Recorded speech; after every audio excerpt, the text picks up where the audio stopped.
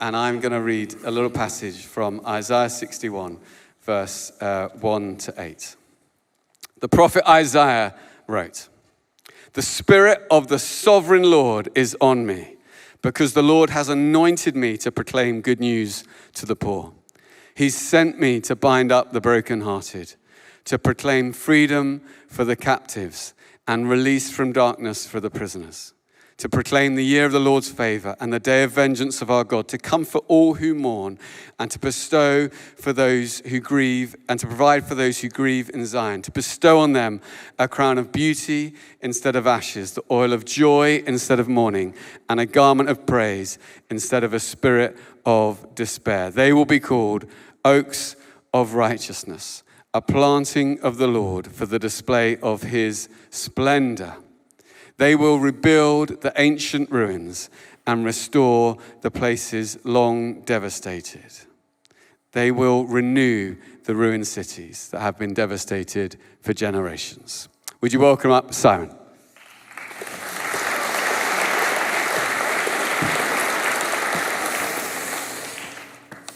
Wow, what a morning. I don't know about you, but I cried through most of the last half hour. And I feel we've already had the word of the Lord this morning. We've had a Sunday roast, and I guess I'm just bringing a little bit of gravy. The theme for this day is God on the streets, the God who walks the streets, the God who moves towards people in love. The broken and the needy and the outcast and the vulnerable and the hurting, those that many people walk by, he walks towards and transforms their lives. I have a friend called David Ruiz that some of you may have heard of. He's a vineyard pastor and a songwriter, written a number of songs, many of them that some of you'll know. And he's got a couple of tattoos. He's cool. And on one arm it says Mishpat, which is the Hebrew word for justice, transforming justice. And on the other, he has the words, remember the poor. Only the letter R is a little bit detached from the rest. It says remember the poo, which is not very helpful. And Dave Ruiz is a man who does what his tattoos say. He remembers the poor and he does justice. He wrote a song, some of you'll know, some years ago, "Let your glory fall in this place. Let it go forth from here to the nations." Remember the song? What does that look like? One of the things it looks like is that God, in his glory and his grace, goes forth to the needy and the broken, the last, the lost, the least, the hurting. He made a lot of money from writing songs. And when he was doing a tour in England, he came here and I spoke to his sort of road manager. He'd been a friend for a while. I said, but you've been with him day in, day out for months. What's he actually like? He said, he's the real deal.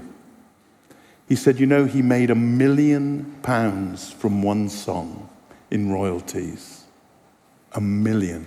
It was the top-selling Christian song that year. He said, and he gave it all away. He gave it to the poor. On one occasion, David was in Starbucks. He told me this, and someone was staring at his tattoo, "Remember the poor." And then in front of everyone, they shrieked, "Why should I? Why should I remember the poor?" And it's a fair question. Remembering the poor and the needy and the marginalized and the outcast doesn't come naturally to us. It doesn't fit, certainly, with Darwin's survival of the fittest. It doesn't fit with a rather narcissistic tendency that we see in the West. Why should we?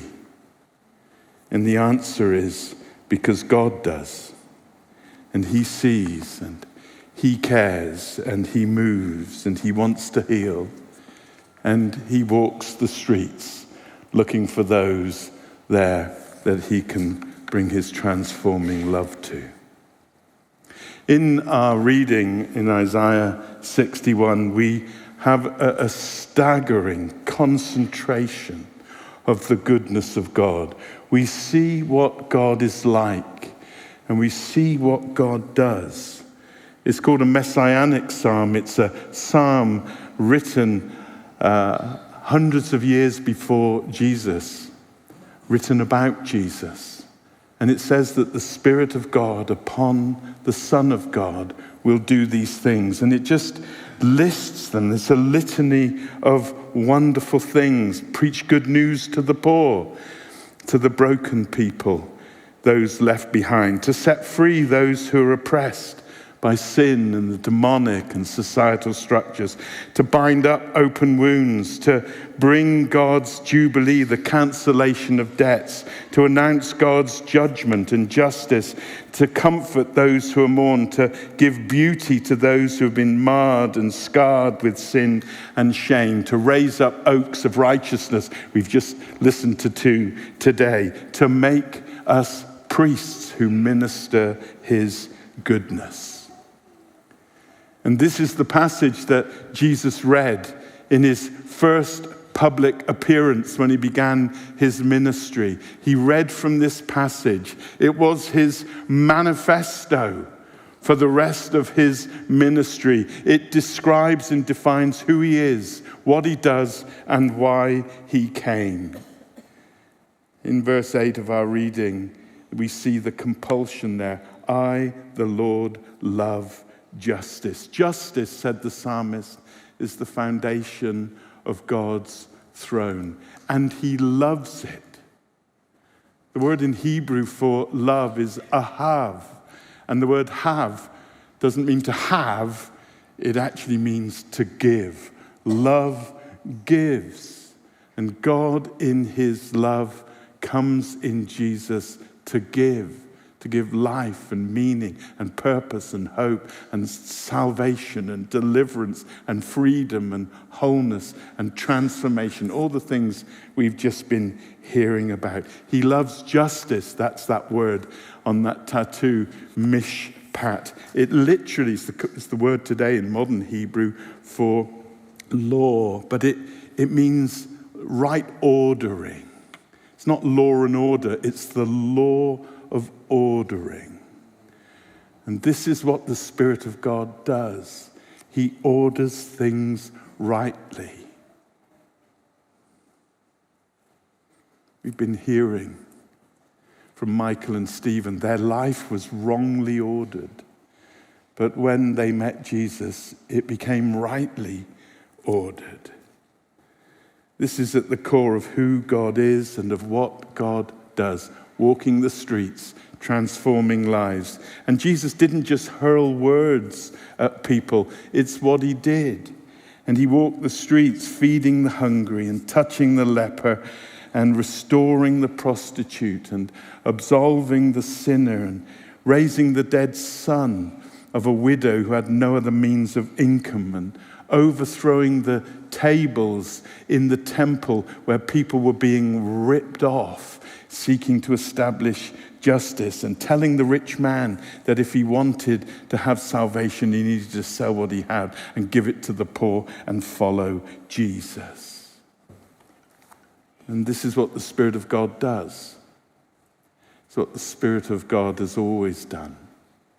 It's what the Spirit of God has raised up here in this church.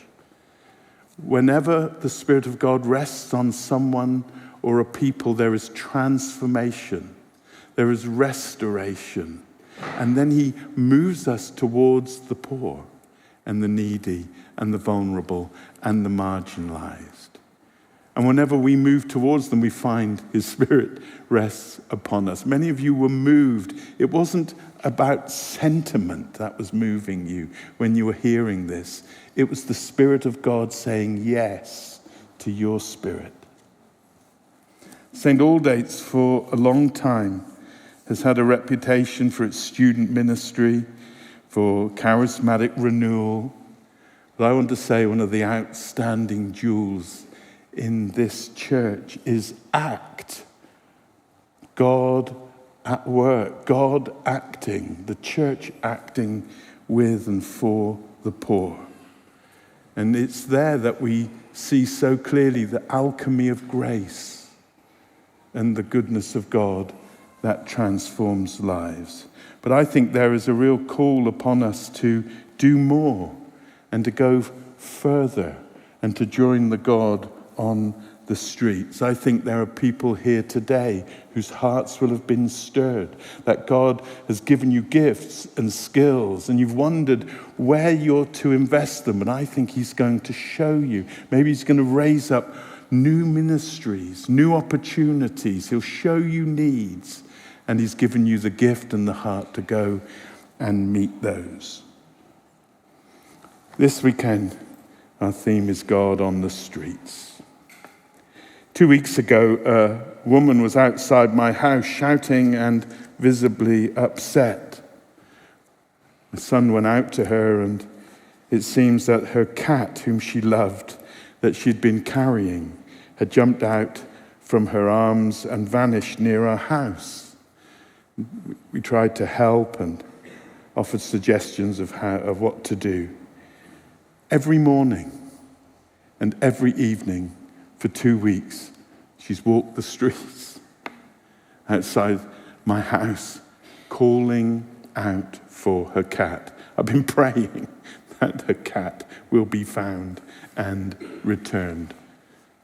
But every day, morning, afternoon and evening, God walks the streets and he sees the need, those hurting, the broken, the vulnerable, the lost. And he says, who will walk with me in the power of my Spirit, in the love of God, with the good news of Jesus, and bring transformation. And he really does do it, and it really does make a difference. And we've had all the visual aids we need for that this morning. Amen.